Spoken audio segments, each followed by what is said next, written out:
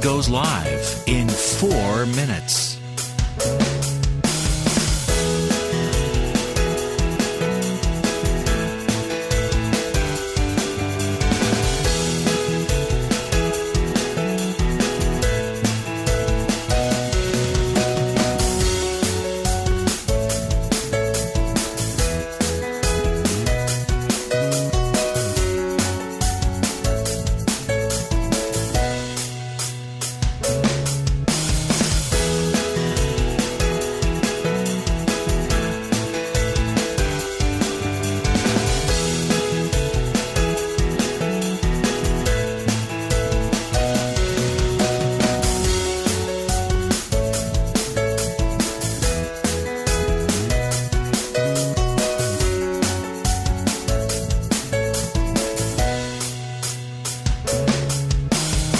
Lynn Cullen goes live in 3 minutes.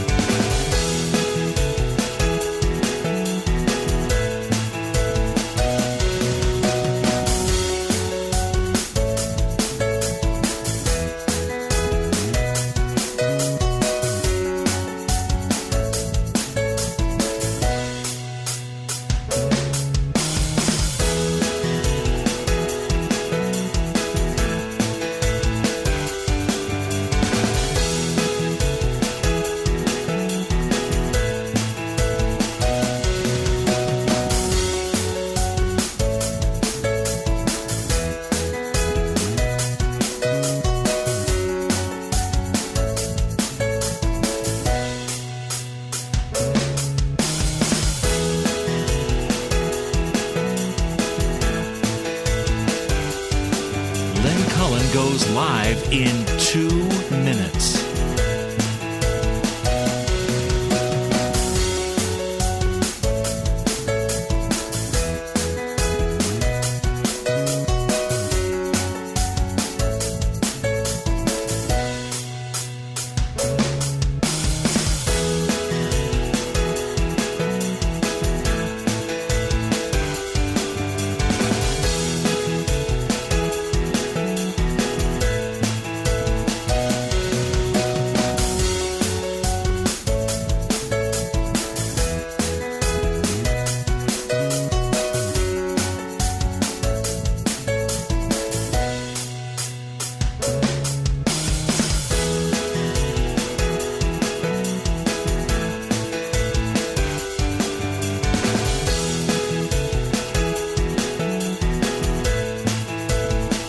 Lynn Cullen live in 1 minute.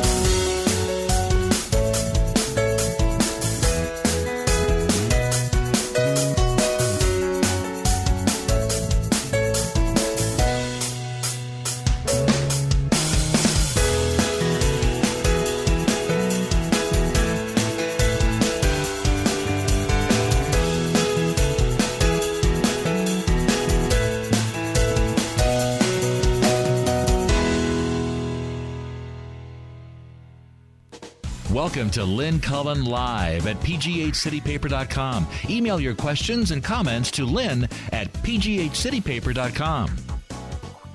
Who I found. It's Sokolowski. Get a little closer here, Tom. Oh, it's not that kind of show. Oh, yes, it is.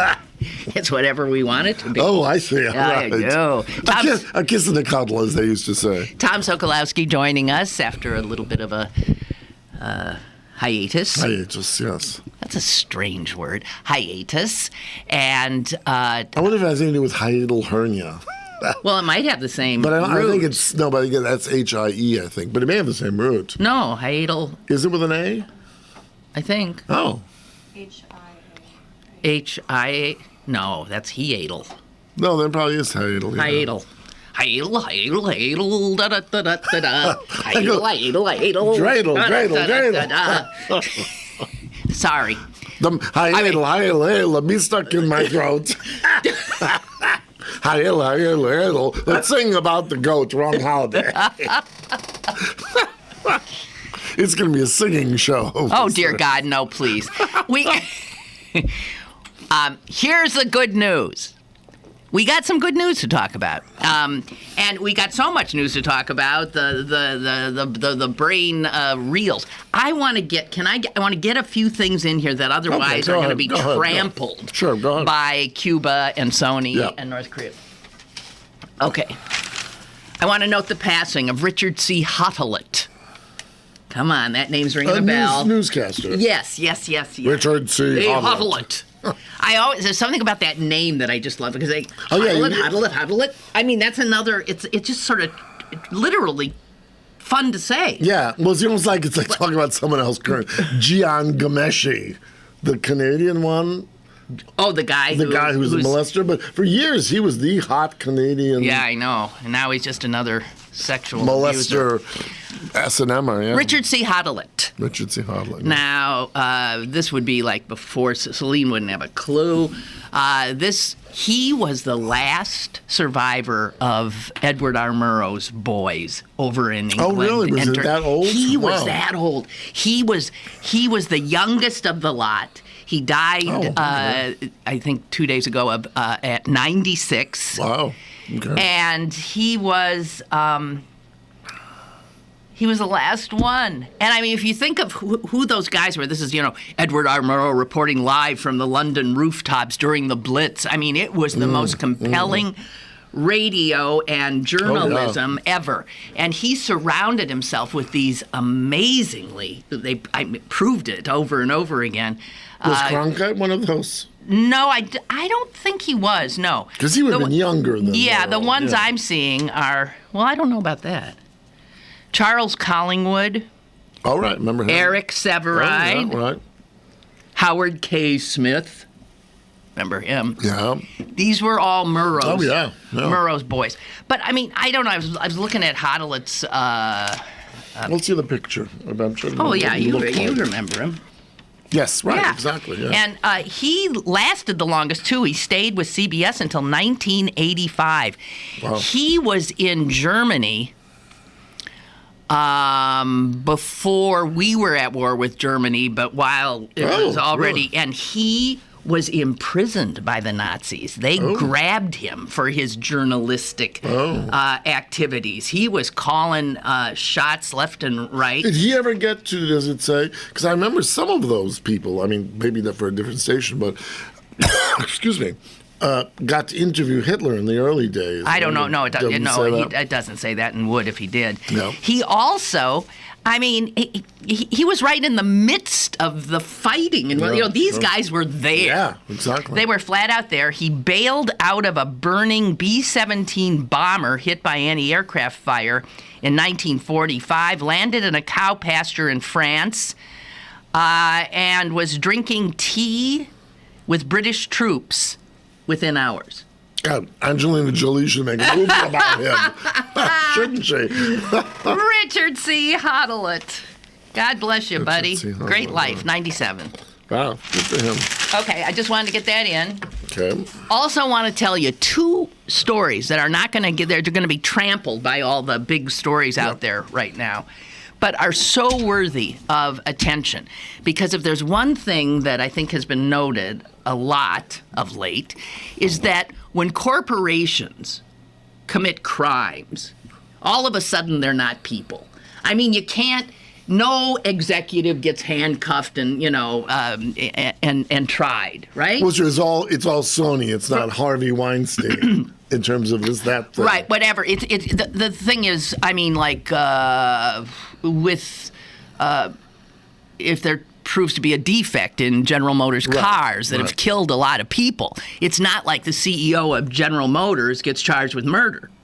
No. Right. Right. Something very, listen to this. I've got two. Although the Japanese guy, wasn't he put up for that? I don't think so. No? Takata, that's right. Yeah. Two senior executives of a Massachusetts compounding pharmacy, were charged with racketeering and murder by the feds yesterday because their drug, which were used in their drugs were used in 7 or 8 different killed people in 7 or 8 different states. So they manufactured 2012. drugs. They manufactured drugs and under unclean conditions, and they knew it, and they continued to send these drugs out, and 64 people. Oh, is that the one with the fungus in it? Maybe. I don't know what it is. 64 people died, and unbelievably, the chief pharmacist and the CEO have been charged with 25 acts of second-degree murder. Boo. Well, I think that, I don't recall that ever. Well, I suppose they would just say, "Oh, it's we didn't mean." Well, I suppose, don't you think it probably would have to do? Now, who knows how much? Well, they probably did a lot of investigation, but let's say if they could find specific emails or correspondence that say, that they knew, "We know that there's rat shit in the drugs." Right. Put it through. Well, they must think they can do it. Anyway, the feds indicted 14 people. In this corporation. 2 were charged with murder. Wow. The others were charged with other things.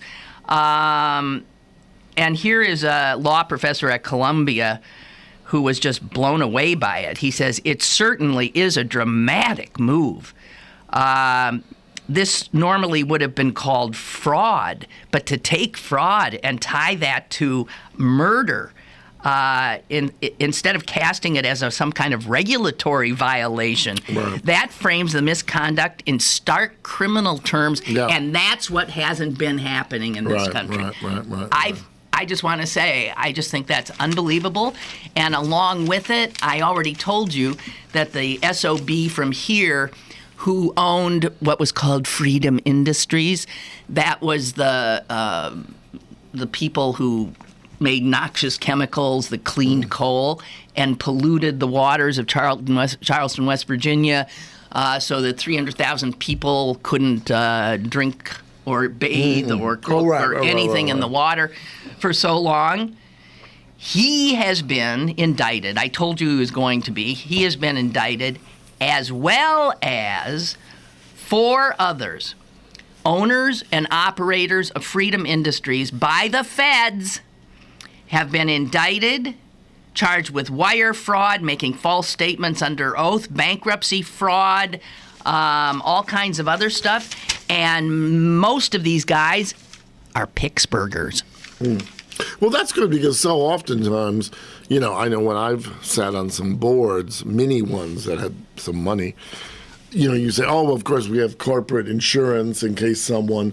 But I think, especially when you see these letters and that, when, they know full well that individual what's in there, board members are liable.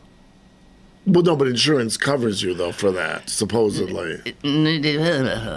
As somebody who sits on a bunch of boards, I know full well that, if you really don't do your job, and the board as a whole totally screws something up, you can be financially held responsible. It can ruin you. Yeah.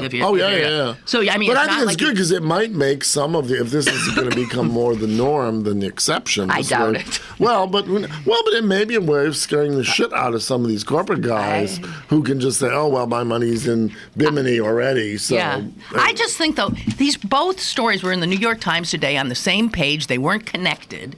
But I thought, wow.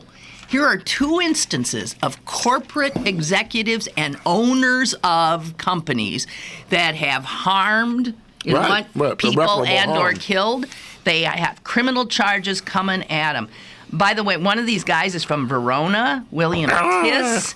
The other guy is from McMurray, Charles Herzing. And this Gary Southern, who owned the place, is also from somewhere in that, I forget. Oh, they're all suburbanites. They're always evil. Of course they are. Yeah.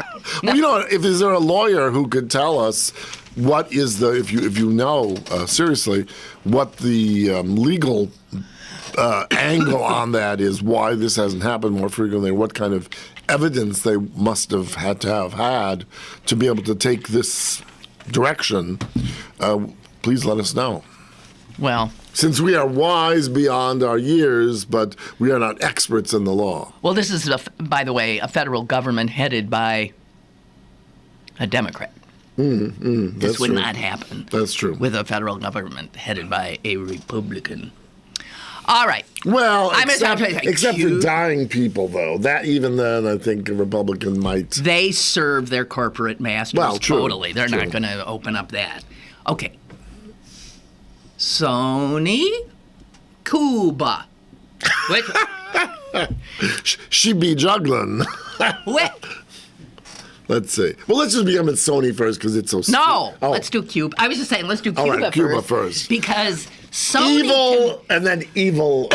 No, I don't think of Cuba as I think of Cuba. No. The Cuba is such a relief. Yeah, right. I have waited a lifetime for this insane policy of right. ours. Well, I think I mentioned one To be time on the lifted. station, just one thing that I knew specifically was from the day that Bad Pigs, or before, I guess, we have maintained largely because of the rich Cubans, original Cubans in South Miami, because of their strong hatred of Castro, and that came out in the news all over the place. We have had this thing, we've maintained this thing called Radio Marti. So for 60 years, we have had a blocking thing so that... Right. We have said 24 hours a day, this station saying, God bless America, and so-and-so's on Broadway, and talking about Angelina Jolie's tattoos and that kind of stuff. And it's blocked consistently. The program has never got to Cuba for them to hear, and the whole idea was like Radio Free America years ago. Right. We spend something like $160 million a year on this program. Are you kidding me? No. That never even and gets it through. never gets there. But every time it comes up, those really strong we're Cubans gonna spend say, it again. Well, it's that. Well, isn't it interesting? I think partly because of the Jeb Bush thing, but that Rubio is making such a big stink about this because he comes from his father was one that fled, and I think he's mad too. Rubio, because he's not Rubio going to- had a bad day. Well, yeah, I know, Rubio's had a with Jeb bad Bush. week. Yeah, really. Jeb Bush has now maneuvered him right out of the running, and then the normalization of relations with Cuba. And I just Tomorrow he'll be declared a cross-dresser, and that will just do it. poor Marco Rubio. No, I think he would have been good. He's attractive.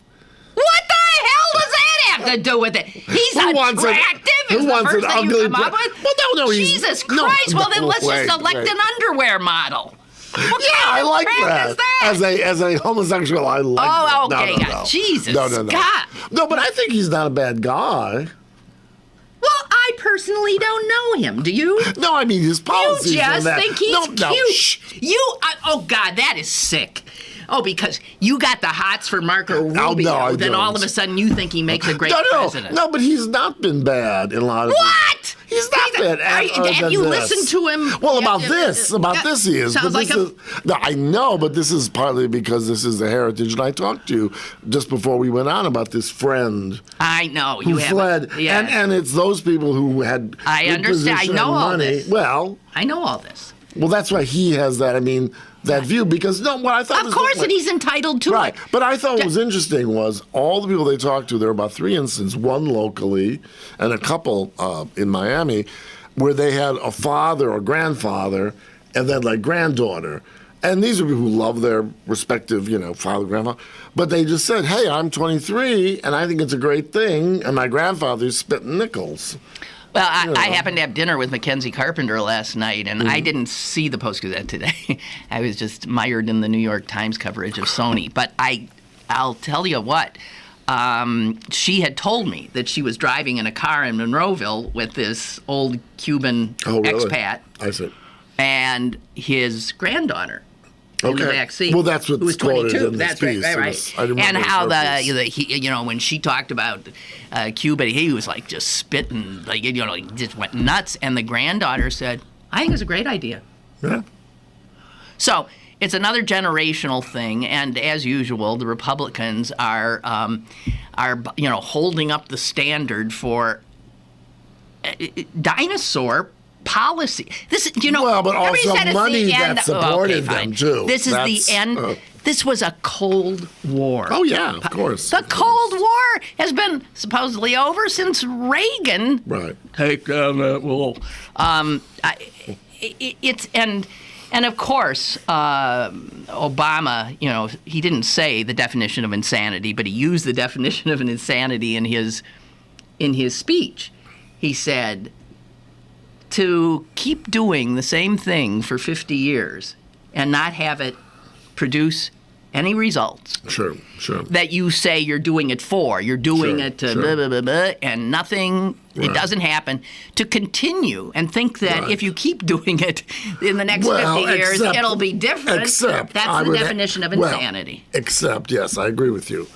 And I agree with him. But one has to say it is a little tainted with disingenuousness. I mean, he could have said this a year ago. He could have done this 2 years ago.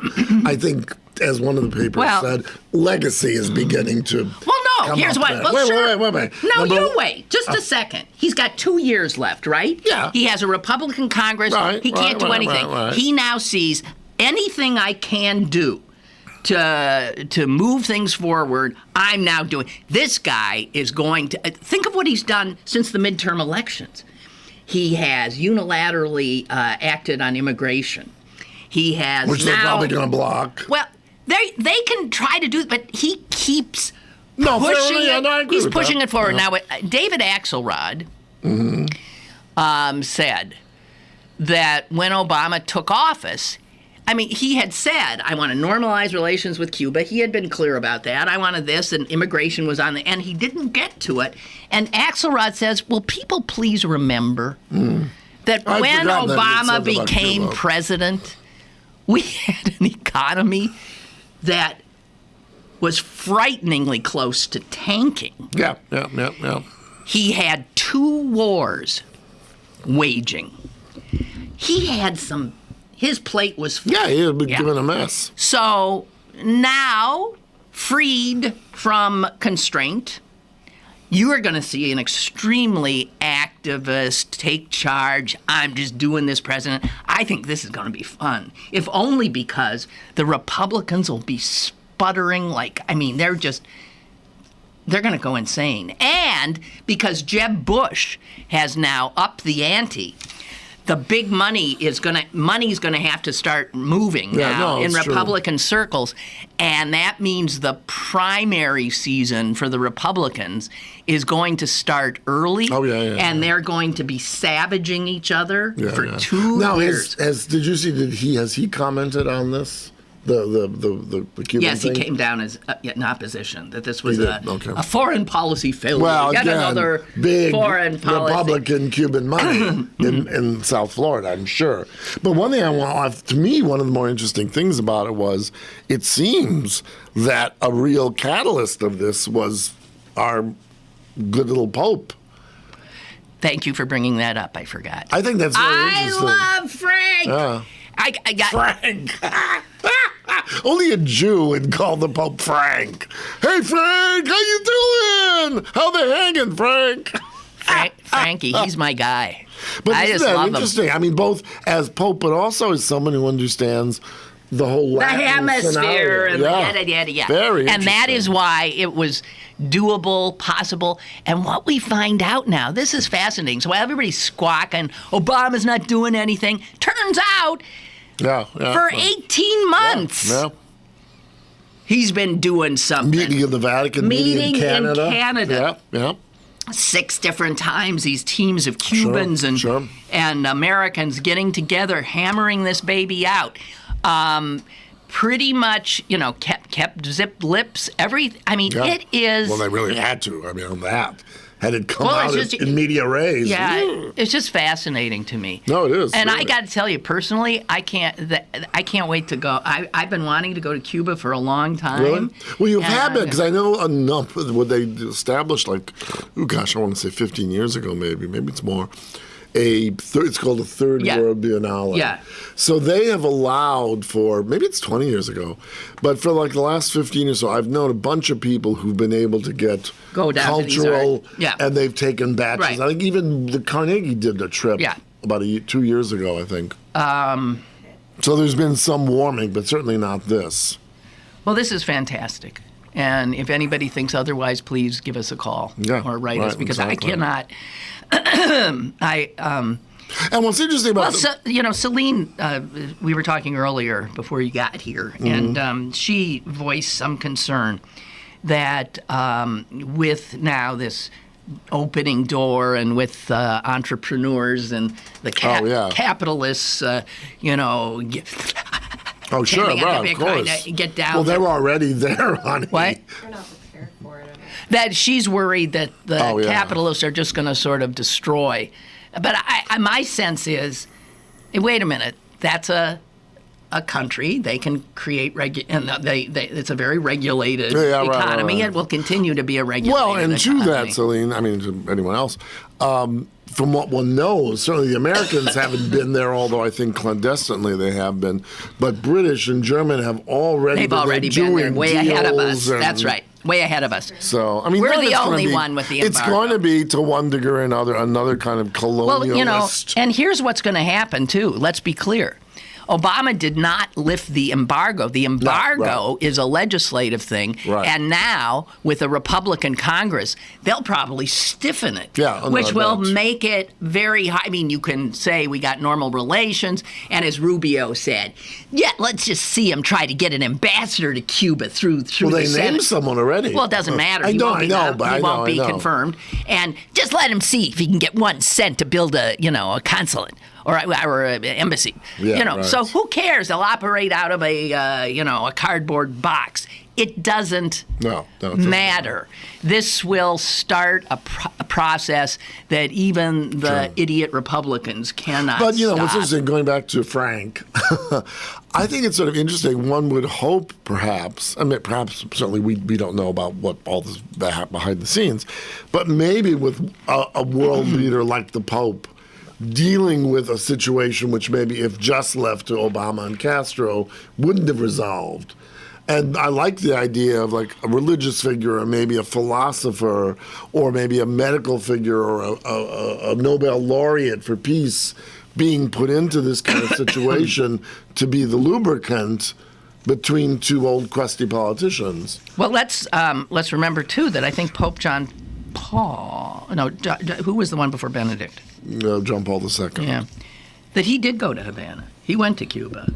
And that... But just to collect money, I'm sure. Well, whatever. I know, but that... Because he was so... to his understanding, he did grow up during communism in Poland, so he always came out like communist. But that didn't keep him from going to a communist nation. I mean, this whole idea with these Republicans saying, that somehow Cuba to them is some kind of pariah outlier state. What? I mean, we could make up a list of 50, 60 countries in which civil rights or legal rights or whatever, or who are a greater threat to the world. I mean, come on. Well, the thing about it is, I think, and this is based not on reality, but on symbolism. Yeah. For a little shitty country, I mean, most of our states are maybe the it's humiliated us. Well, yeah, pigs particularly. Well, it's humiliated us. How many American presidents have stood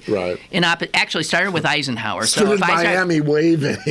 No, Eisenhower was the first to have an embargo. Oh, really? That was Eisenhower. So Fidel has... He's interesting. You cannot discount. And you know what? Here's the other thing. I don't think there's any doubt that this stupid policy, this stupid embargo, played in to Fidel's hands. Oh, sure. First of all it did was harm the Cuban people. Yeah, exactly. Right? Yeah. Fidel's doing okay. He can get his cigars. He's living fine. And they've got an upper crust there, too. They were doing just fine. Thank you very much. It hurt the Cuban people. And it allowed him to say, your misery is based on, is because of the United States. Right. Well, I don't know if I've ever mentioned this here, but I have a very, very, very dear friend who's a big worldwide expert in Latin American art. And he is on a German foundation that buys chocolate from chocolate pods from Cuba to make chocolate for the Germans. And so he was there for this art foundation, Ludwig Foundation. And at one point, this was about 7 or 8, maybe 10 years ago, there was this big conference going on, and the word came that Castro would like to meet the Americans. There were about 3 Americans. Oh, he got to meet And they got to meet him. And he said he was shocked because, you think of this guy with his fatigues and the cigar. Edward said he is the most charming, urbane man who smelled of like Guerlain cologne. And he said he spoke the most aristocratic Spanish you can imagine. Well, yeah. And he knew everything about the universities. Yeah, right. And he said it was really shocking. Well, I'll tell you, I came this close to meeting him, to being able to have the same experience. Wow. I could scream. You mean when you were a journalist? Yeah. Really? Wow. When I was a anchor woman in Madison, Wisconsin, Madison elected a scruffy lefty mayor. His name is Paul Soglin. Actually, he's still mayor. He's mayor again. He came back as an old guy now. Paul is the mayor again. I cannot believe that. Well, but sort of like, what's his governor in Jerry Brown? Yeah. So Paul Soglin was the mayor, and his chief of staff was a guy named Jim Rowan, who was married to George McGovern's daughter. Mm-hmm. And they made Havana Madison's sister city. Oh, okay. And then they arranged a trip where the mayor... Oh, and back then they allowed that? This would have been in the early, late 70s. No, early 80s. No, late 70s. Wow, I wouldn't have thought then they could have even have done that. Soglin and Rowan went to meet Fidel. And they agreed to take... Oh, some newscasters. One reporter. And they turned to our station, and the damn station, of course. Send a man. Don't send the girl, the tall Jewish girl. Even though I really knew, I was so much more political and aware, and they let that preening peacock Ted O'Connell go. But let me tell you. Didn't like it much, did you? The stories that they all told when they got back. Just unbelievable, because what happened is they kept trying to arrange this meeting with Fidel, and it was like maybe this time, who knows what. 11 p.m. one night. That's when they've been. Fidel shows up at their hotel, and he sat in a room with them talking till 4 a.m. Wow. And they too were just now this would have put, away. ladies and gentlemen, this would have put, what's his name, Lawrence Welk and Chuckles into shame. Yeah, that's right. If Lynn I had met Fidel. She would have been married to him. You would have been first lady of Havana. So fucking close. And it really was. It was just pure sexism that I wasn't there, because I was really tight with the mayor and his... Okay. You made that and his frown face. I was just wondering what you were going to say. I don't know. I wasn't going to say anything. Okay. Oh. Before we get to Sony, yes. One more piece of extraordinary news. Mm-hmm. Governor Cuomo, New York State. You didn't hear this? No, what? He said to the oil companies, "You ain't fracking here." Oh, really? Wow. He said he banned fracking. Now, that's unbelievable. Yeah, it really is. Because the part of New York State that the guys wanted to frack in is a depressed, economically depressed area. So that's the... and Cuomo said every time I would ask anybody up there, do you want fracking here? Where specifically? Well, it'd be bordering Pennsylvania. Right up there in the... right up there in the, into our northeast. right? Yeah, right. And he said what he would hear is, it's not that we want fracking. We need, it's the only thing that we can see that can lift us. Yeah. So he then said, I'm sorry. He listened to their commissioner of health, who said, I cannot support it. I asked myself one question. Would I want to live in a city, in a town in which this was going on? Sure. And the answer is no. Would I want my children in a school that was close to a frack? No. So, and actually, let me get what he said. He said, it's not that maybe we won't find out it is okay, but it's that it's unknown. Yeah. We do not know how much of a health hazard this is. And until we do, we're not going to. Well, it's very funny you said, because I remember arguing with a former trustee of mine, and she was someone who was involved in this whole industry. And she was like, of course there's a way to clean the spill-off water, because that's the biggest issue. And I said, yeah, I'm sure there is, but the question is, it's going to cost more money than the people involved want to spend. And yes, maybe the first year they'll clean off all that water, but then slowly, they're going to allow more of this, more of that. And by 3-4 years later, you're going to be putting all sorts of crap, high lead level stuff right into the... I think we're already seeing some of the negative impacts. We are already seeing. I mean, it's like Pennsylvania very quickly said, we'll let our people be guinea pigs. We'll let our people be guinea pigs. We want the money. We'll make the deal with the devil. New York stood back and looked. Mm-hmm. And by one of the reasons Cuomo said, I just can't sign off on this, I can't, is because of what's happened in Pennsylvania. Yeah, exactly. Yeah. So I'm just saying that was another piece of pretty yesterday, every 2 seconds, there was another breaking news story that just blew you away. Well, very funny. I remember we started talking about this at the Carnegie, because there's the Carnegie Institute owns a fairly sizable piece of property in the Laurel Highlands, just part of the fracking business, in the Powder Mill Reserve that they have out there, which, if anyone hasn't gone, it's really a lovely thing to teach your children about birds and weeds and all that kind of crap. But anyway, I remember at the time... Wait a minute! What do you mean, wait a minute? You learn about birds and weeds and that kind of crap.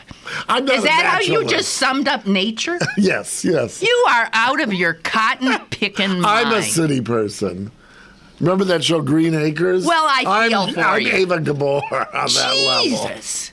Yeah, she who watches eaglets being weaned for 85 hours a week on TV. I watched for hours. Now, who's the brain damaged one there between the two of us? You. I mean, without a doubt. You don't appreciate the most extraordinary things in the world. That's greater than art. I like to look as what the Latins would have called natura naturans, nature done better by art. Oh, God, how awful. How just unbelievably disgusting. A Bierstadt painting is enough fabulous nature for me. Thomas Cole, radiant. She'd rather be in muck with mosquitoes biting her. No. I don't go camping. Good. Jews don't camp. That's right.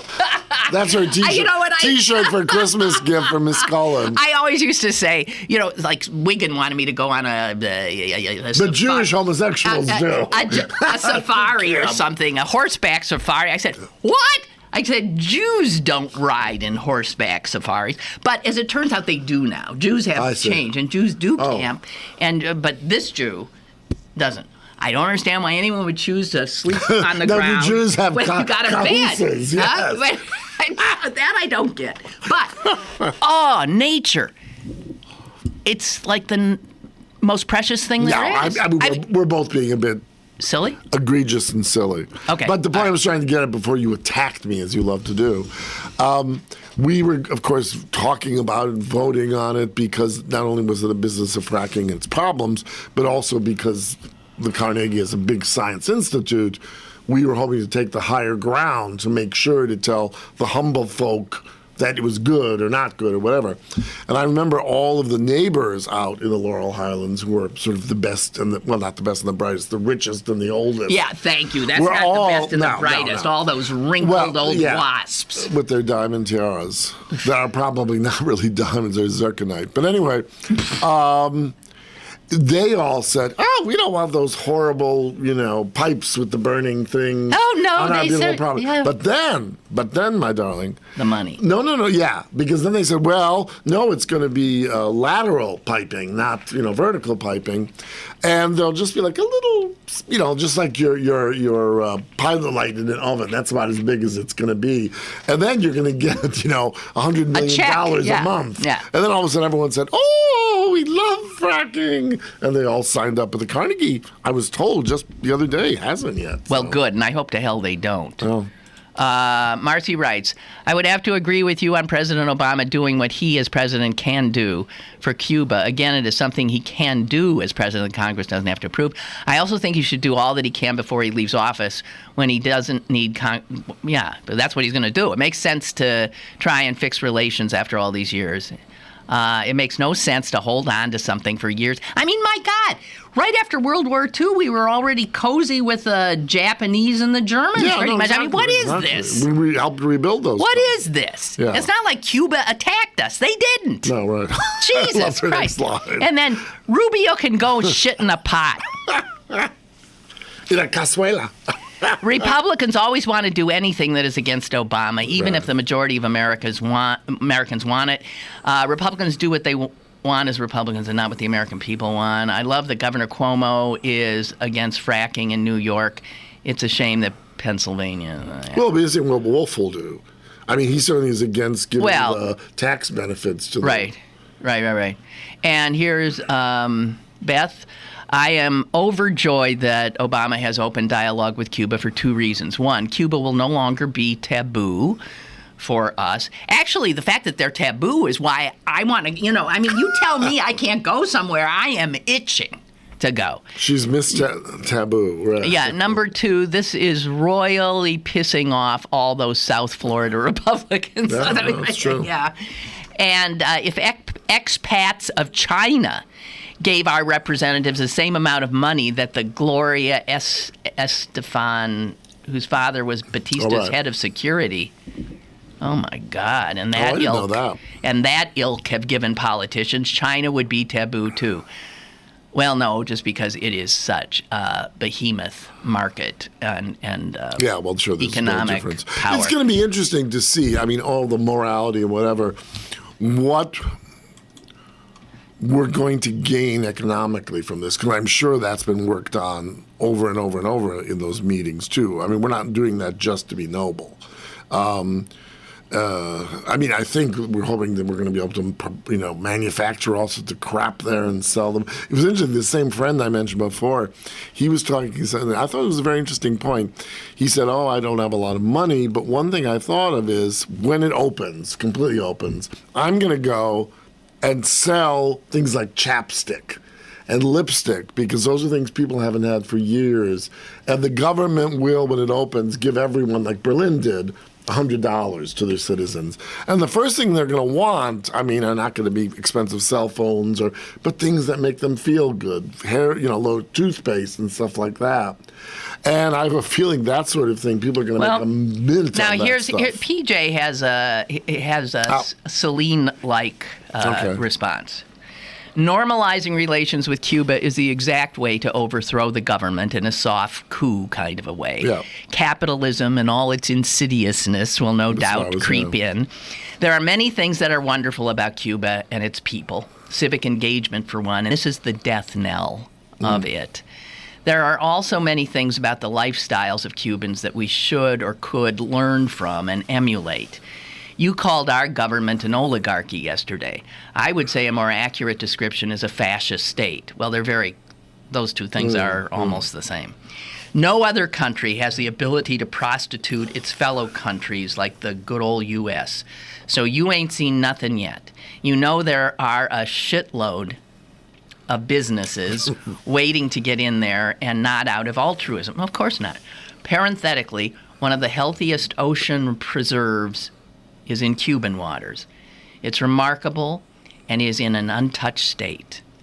Oh, well, he says, bring on the jet skis. And I don't mean the poles. The Polacks. He said. Oh, no. Polacks. No. So, well, that's true because before the only reason Miami grew up as a beach day was before everyone used to go down, like, Ricky Ricardo, etc., Desi Arnaz.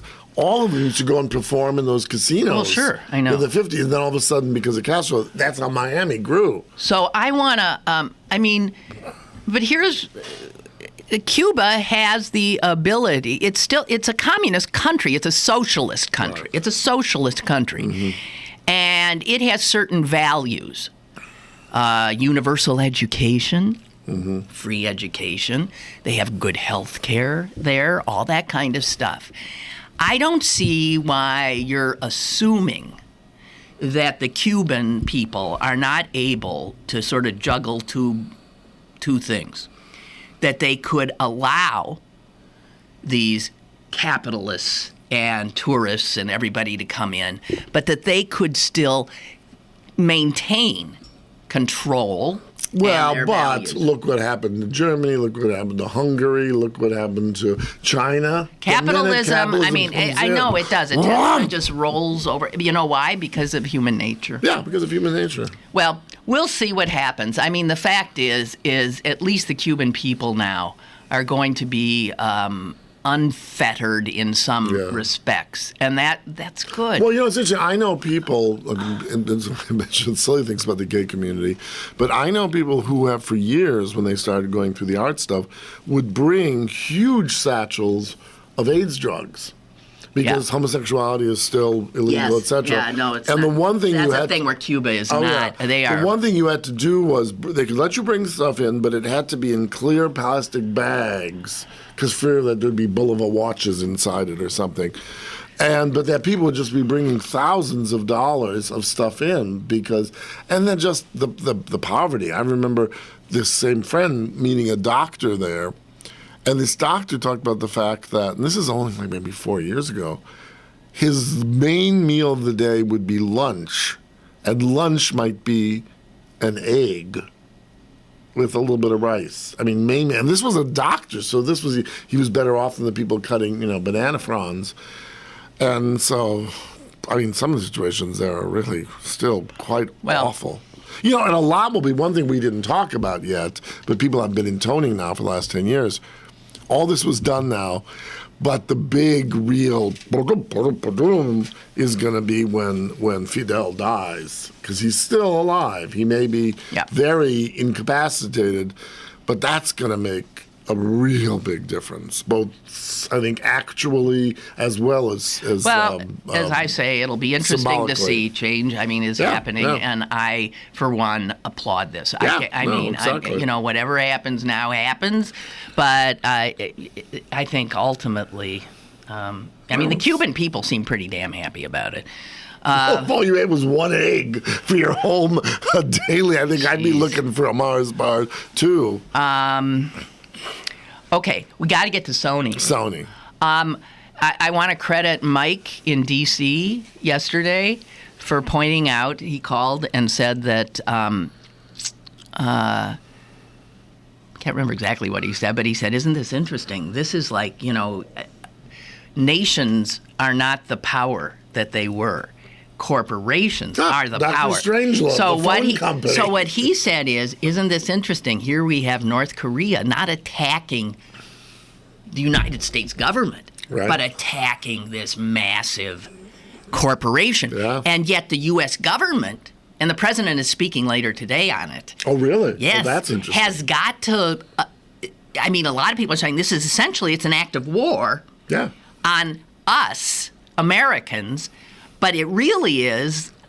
I'm thinking, what a new world. Wait, I just want to say, what a new world we're living in. Yeah. Oh, yeah. Where the idea of war is going to be something like this. Well, what's hilarious. There's nothing hilarious well, no, about it is. what I'm saying. No, it is. But wait, what I'm going to say is the fact that someone in the CIA, the Koreans' version of CIA hackers, is saying, let's release photos of Celine Dion without her bra. I mean, with all these, insults, etc. I mean, it's sort of like But as you see, ludicrous it had beyond- this hack is astonishing. Oh yeah, no. And it's true. here's why the U.S. concluded that it had to be. Listen to this. This attack on Sony was routed. Excuse me. Routed, yes, right. From command and control centers all over the world. It just didn't come out of one. Yeah. Including a convention center in Singapore, a university in Thailand, and Bolivia. And I mean, all over the place. And they say that what they pulled out of Sony, the hackers, is 10 times the amount of information that is in the Library of... wait. Where did I see that? Because that seems outrageous statement. No. I saw that somewhere, and it blew my mind. The sheer number of it. But the only thing is... Wait. Well, while you're looking, the only thing that's interesting is that most of the stuff we've been hearing is embarrassing material. No. But no, wait a minute. And the question is, obviously, they've taken That's what financial stuff. that's what the salacious press all is right, giving us. Much bigger stuff. Well, no, I realize that. The other question about this all, I was thinking about this, and I am certainly someone who loves to push the envelope in terms of ribaldry. Well, all right, Let me just say this. Yeah. They say they have taken at least 100 terabytes of Sony data, the hackers have. Right. And that it would be 10 times the amount stored in the Library of Congress. Wow. Yeah. That's an amazing fact. Yeah. Now, the fact that they could do it means they can do it again. Oh, yeah, sure. And we could do it to somebody else. Right. This is what's happening now. Sure. Nothing is secured. No. I'm telling you, this technological age we live in, it's like all we ever seem to do is, do more with what we have, but we don't think about stopping. We don't think about the negative, the security. But you know what that is? In a minimum way, I will say this first, and I'll get to what I was... Because I think we love the sort of automatic fast thing from buying things online or typing. And I think in our minds, just of the hoi polloi, I'm not talking about bigger minds than mine, of which there are many, but we think, oh my God, if every time we do something like try to buy a pair of socks online, we have to be on it for an hour with codes and all that. None of us like that. We like the sort of... Yeah, well... But we're going to be at a point now where, it's going to be... we're going to get destruction of our infrastructure like that, too. Yeah. Someone can push a little button in North Korea, and our electrical grid will go down. See how much we like that speed then. Okay, so here's what I want to talk about. You talk. The theater owners met... with Sony and officials from the FBI and the Department of Homeland Security on Tuesday. And this is the National Association of Theater Owners. And according to one of the guys that was there, who was not allowed to speak, said that the officials, the FBI and Homeland Security guys, spoke in terms far less assuring than those used publicly by Homeland Security, which had played down this threat of maybe bombings and stuff like that. Wow. And instead, theater owners were told that government agencies could not really gauge the ability of the hackers to go from digital threats to physical threats, leaving each company to decide how to proceed. Well, here's how they're going to proceed. They're going to say, I ain't taking that liability because, the Aurora, Colorado shooting, theater shooting. Yeah, I remember. Right. There's a lot of lawsuits against the owners of that theater. Well, let me get to the point. And that's Cinemark that owns that, one of the biggies. And it has been fighting off these lawsuits, and its defense is that the shooting was a totally unforeseeable event. Right. They could not make that same defense exactly. if anything happened at any theater showing the interview.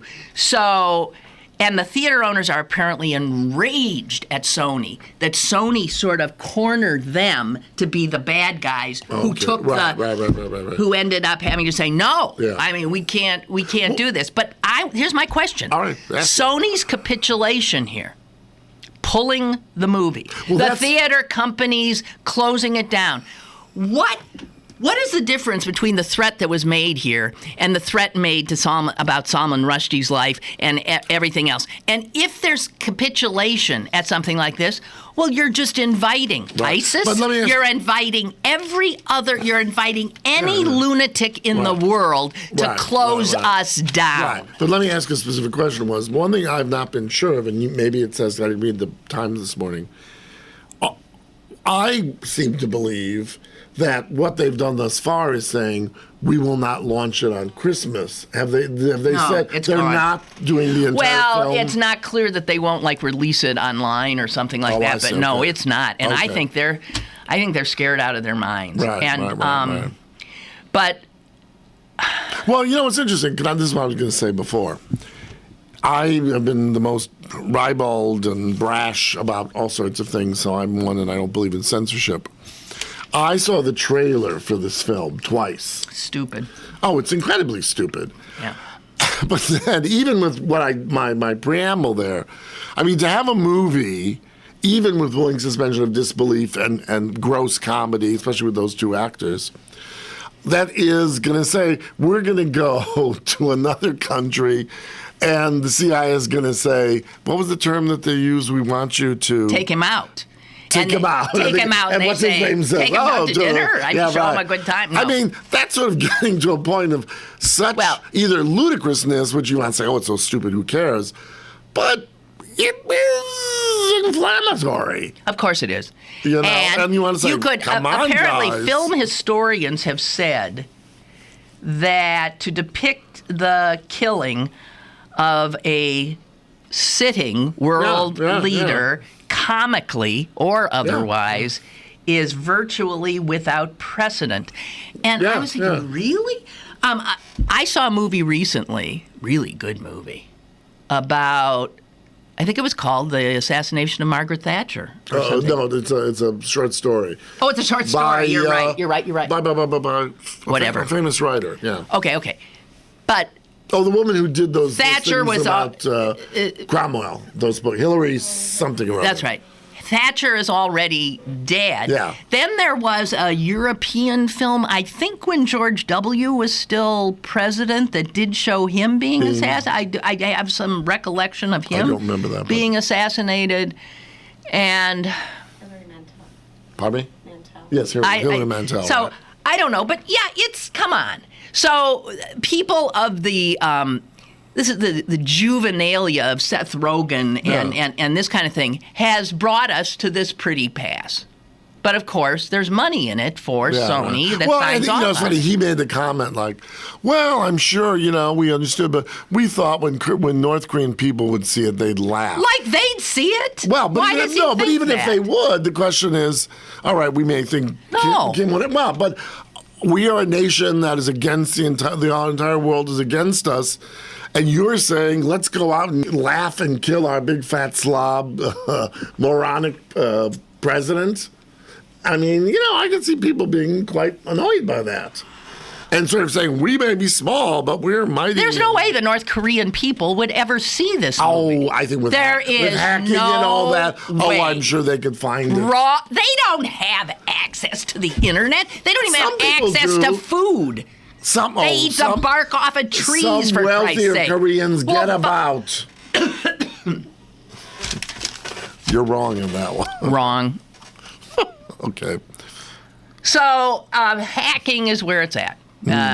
You hack me, I hack you. We have hacked Our government does. I guess there's some concern that the president can't really talk too much about what steps we might take because you don't want to let North Korea or any other country know what we're able to discern. And I bet you many Sony and Harvey Weinstein, who's no fool, they've already found out that... Is Harvey Weinstein Sony? I think he is. No. Isn't he? No. I thought he was. Well, maybe I'm wrong. Anyway, whoever, they found a way that tax-wise, if they pull the entire film, it's going to be a loss and it's going to serve them well. Let's put it that way. Financially. But... no, but it's really... It's, so the Sony attack, they said, borrowed a tool that was used in an attack on Saudi Arabia 2 years ago. Saudi Arabia's oil company, where hackers wiped all the data off 30,000 of Aramco, the oil company's computers, and replaced all of what was on that with an image of a burning American flag.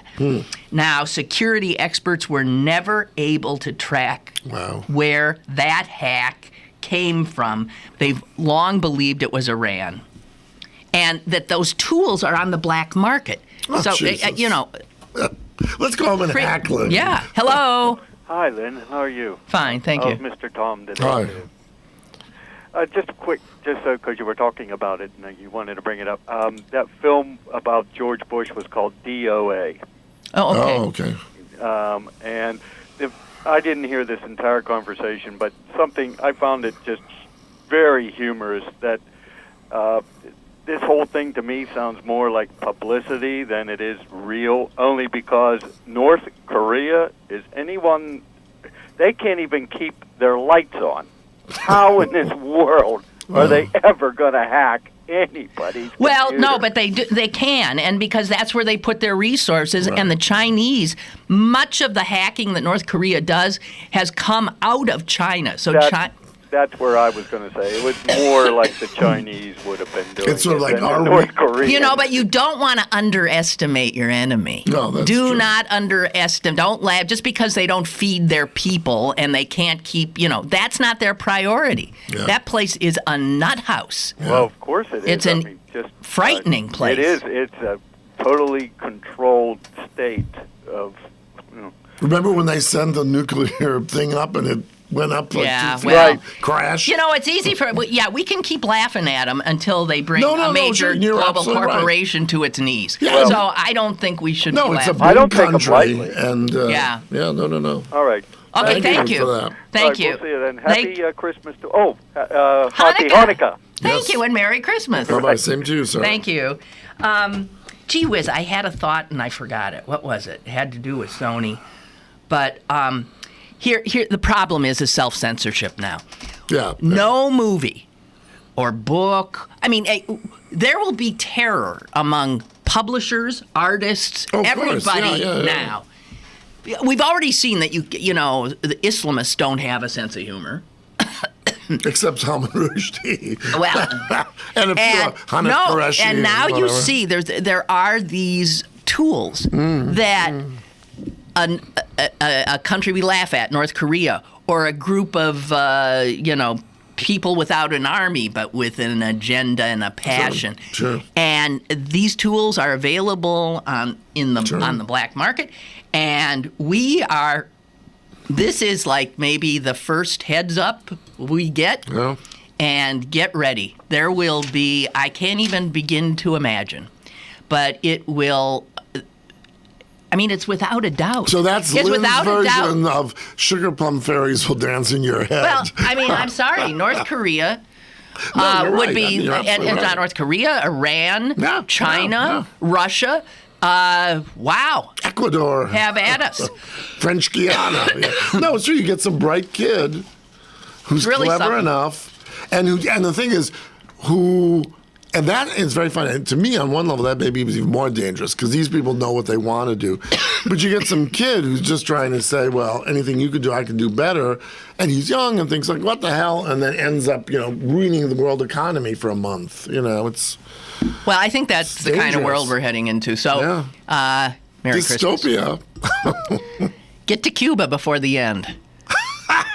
and buy lots of chocolate and bananas and dance them around. No, don't buy lots of chocolate because chocolate is one of those things that is going away. Do you know that? No. What do you mean? You mean the most plants? chocolate comes from, I forget the African country. I know you said Cuba's growing. Brazil has lots of chocolate. Okay, let's take it. No, it's an African country that's 80% of it, and it's gone. Hello, caller? Hey, you too. I'll make it quick. This is nothing new. I mean, we did it to Iran, the nuclear program. Stuxnet. Put in a virus and screwed them up. Stuxnet. It's the biggest concern of Homeland Security right now is the Chinese. And, you know, they're one prime example, and I don't know how many Americans know about this, but I found it fascinating. You know those digital picture frames you get where it looks like a picture in a frame, but then the image will change to another picture. Yeah. Very small, little incidental thing that you buy, little, kitschy Oh thing. God, they could what? Tell me. Well, those you have to download software into your computer to put images on those. So in other words, to get the image from your computer to the frame, you have to link your computer to that frame and download information. And the well, frame while is you're bugged, downloading information, your photos to that frame, they found that most of those frames are made in China, and those all have malware that is kind of sitting, waiting in your computer so that it can be used to reroute hackers. Your computer is basically becoming a drone for Chinese hackers and the Chinese government. Let's not make mistake here and think. So that frame, you mean? Mafia. So that frame I got Aunt Harriet for Christmas. Is it has turned? It's going to cause the her bombing of computer into a drone. Beijing. It's no joke, and they just sit and wait. And at some point, they need kind of drone computers to do damage to other, internet and digitally based things. They'll use those computers and they'll send out. It's a serious problem. And well, I just want to say I can see why more and more people are becoming sort of delusional because it seems better than reality. Delusion. Well, it's funny. The last thing I want to say is that I find it very interesting that at this moment, culture, meaning fiction, drama, etc., is almost telling the exact same story. I'm talking about 1984 being written in 1940-something, but the exact story that's happening in the news. That, I think, is unique to this moment, and it's frightening in a way. Well, on that happy note, we're thank you, by the way. We're over time, and thank you so much. Tomorrow, we're going to talk to our libertarian pal. Okay, get a different outlook on things. Yeah. It'll be interesting to run all this stuff by him and see what the libertarian take is. Okay, I'm looking forward to it. Hope you are too. And see you then. Bye. Bye-bye.